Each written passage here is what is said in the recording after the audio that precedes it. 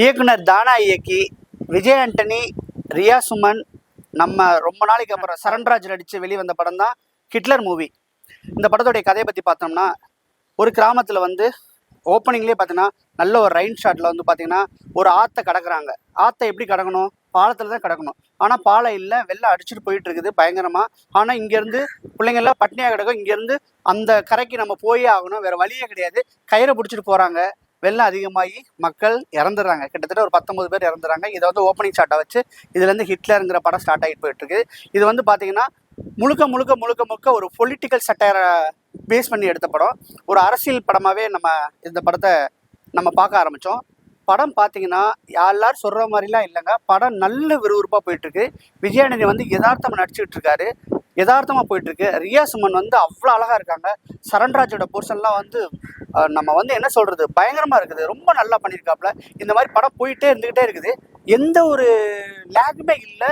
Music பார்த்தீங்கன்னா Vivek Mervin படத்தை வந்து சீட் அடிச்சு கொண்டு வந்து உட்கார வைக்கிறது வந்துட்டு அவரோட இசையை நம்ம சொல்லலாம்.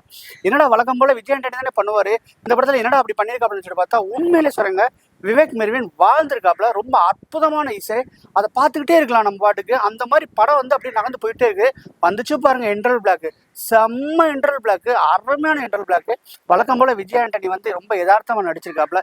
என்ன ஒரு குறை அப்படின்னு சொன்னோம்னா, விஜய் ஆண்டனி கெட்டப் வந்து ஒரு வில்லேஜோடைய லுக் இருக்கிறதுனால நம்மளுக்கு சரியாகவே கனெக்ட் ஆகலை. ஒரு மாதிரியா இருக்குது. அவர் ஹேர் ஸ்டைல் வந்து அவ்வளோவா நல்லா இல்லை. ஏன்னா விஜய் ஆண்டனியாக வந்து ஒரு படமாக பார்த்து நம்ம பழகிட்டோம். நான் படமாக இருக்கட்டும், சலீம் படமாக இருக்கட்டும், பிச்சைக்காரன் படமாக இருக்கட்டும், ஒரு நல்ல ஒரு ரொமான்டிக் லுக்கில் இருப்பார்.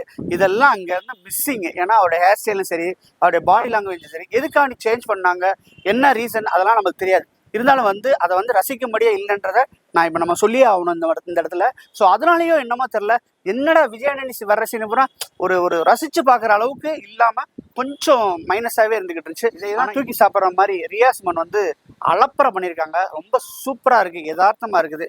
பார்த்தீங்கன்னா இன்டர்வலுக்கு பின்னாடி ஓப்பன் ஆகுது. படம் ஃபுல்லாக ஃபாஸ்ட்டுங்க, நல்ல ஃபாஸ்ட்டு, நல்ல ஒரு ஹாலிவுட் தரத்தில் வந்து இந்த படத்தை எடுத்திருக்காங்க.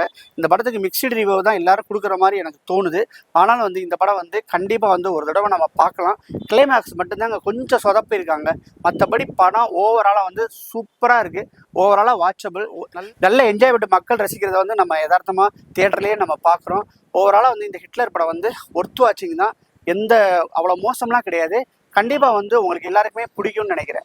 இந்த வீடியோ பிடிச்சிருந்துச்சுன்னா லைக் பண்ணுங்கள், ஷேர் பண்ணுங்கள், கமெண்ட் பண்ணுங்கள். மறக்காமல் ரஃபி தியேட்டரை சப்ஸ்கிரைப் பண்ணிருங்க. மீண்டும் அடுத்த வீடியோவில் உங்களை சந்திக்கிறேன். அது வரைக்கும் பாய்.